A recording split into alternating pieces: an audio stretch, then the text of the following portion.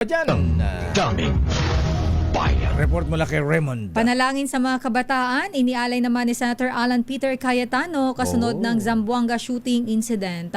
RH28 Raymond Adpaas, lakay Raymond. Elena, Mayor nakiisa si Senator Alan Peter Cayetano sa pag-aalay ng panalangin para sa mga biktima na nakalulungkot na pamamaril sa Ateneo de Zamboanga University Junior High School campus, lalo na ang mga pamilya ng mga biktima, mga nasugatan at lahat naman apektuhan na nakapanlulumong pangyayaring ito. Para kay Cayetano, hindi dapat nagiging normal ang karahasan na nangyayari sa mga eskwelahan dahil ang mga eskwelahan ay dapat manatiling lugar kung saan malayang makapag-aral ang ating mga kabataan at matutong respeto at mapagpahalaga sa buhay ng bawat isa. Sabi ni Cayetano, ang pagtatatag ng isang ligtas na kinabukasan ay bahagi ng kultura ng Pilipino.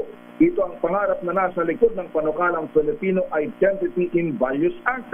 Paratagin ang ating mga kabutihang asal bilang mga Pilipino upang magsilbing magandang ehemplo sa ating mga kabataan. Umaasa si Cayetano na dahil sa nangyaring ito sa Zamboanga ay lalong mapag-isa ang lahat upang kumilos at itatag ang isang komunidad na ligtas para sa susunod na saling lahi. Nagpahatid din ng paikiramay si Senator Loren Legarda sa mga biktima ng pamamaril sa Zamboanga City. Sabi ni Legarda, kailangan na ng aksyon at tugunan kung paano napasa kamay ng mga bata ang mga baril. Una ay sa Cavite, Tacloban, Bacolod at ngayon naman ay sa Zamboanga City. Ngayong araw, kanselado ang impeachment trial, ngunit as we speak, ay baka daw matuloy pa ang sesyon mamayang alas 3 ng hapon. Ba, dapat lang. Ayan. DZRH 28, Raymond Adpaas para sa DZRH, una sa Pilipinas, una sa Pilipino. Daming bayan.